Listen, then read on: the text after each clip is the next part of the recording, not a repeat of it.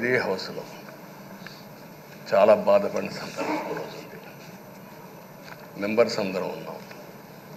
నన్ను గురించి నా కుటుంబాన్ని గురించి ఇష్టానుసారంగా మాట్లాడితే కనీసం యాక్షన్ తీసుకోవడానికి నాకు మైక్ ఇవ్వమని అడిగాను. మేము నిరసన తెలియజేసి ఎడతామని మైక్ అడిగితే మైక్ ఇవ్వలేదు. ఇవ్వకుండా మీరు చూస్తే మామూలు సంఘటన కాదు. ఆ రోజు నేను ఒక మాట చెప్పాను, ఇది గౌరవ సభ కాదు, మీరు నాకు మైక్ కూడా ఇవ్వడం లేదు, మైక్ ఇవ్వకపోయినా నేను స్టేట్మెంట్ ఇవ్వాలి కాబట్టి ఇచ్చేడతాను రికార్డు కోసం అని చెప్పి గట్టిగా లేచి ఇదే సీట్లో కూర్చొని ఆ రోజు నేను చెప్పింది అదే వర్డ్స్ మీకు రిపీట్ చేస్తున్నాను. నేను స్టేట్మెంట్ ఇవ్వాలనుకున్నాను, మీరు మైక్ ఇవ్వకుండా చేశారు. అయినా నాకు బాధ లేదు. మళ్ళీ చెప్తున్నా, ముఖ్యమంత్రిగానే ఈ హౌస్కు వస్తాను తప్ప అదర్వైజ్ నాకు రాజకీయాలు అవసరం లేదు. ఇది ఒక గౌరవ సభ కాదు. ఇలాంటి గౌరవ సభలో నేనుండనని మరొక్కసారి చెప్తూ మీకు నమస్కారం.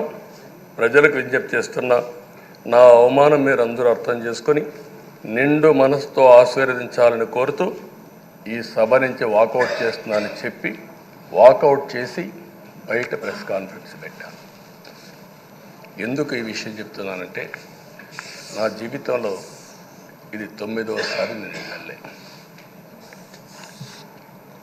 ఈ రాష్ట్రంలో తెలుగు జాతిలో నాకు వచ్చిన అవకాశాలు ఏ నాయకుడికి రాలేదు.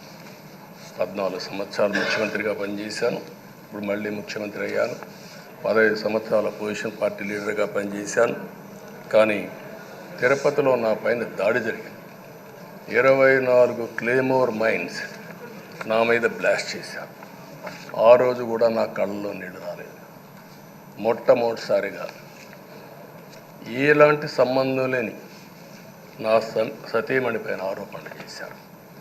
ఆ ఒక్కరిపైన కాదు, ఈ రాష్ట్రంలో ఆడపడుతులందరిపైన, గౌరవంగా బ్రతికే ఆడబిడ్డలందరినీ అవమానం చేయడం, సోషల్ మీడియాలో పెట్టడం, క్యారెక్టర్ అసాసినేషన్ చేయడం, ఇలాంటి చాలా సంఘటనలు జరిగాయి.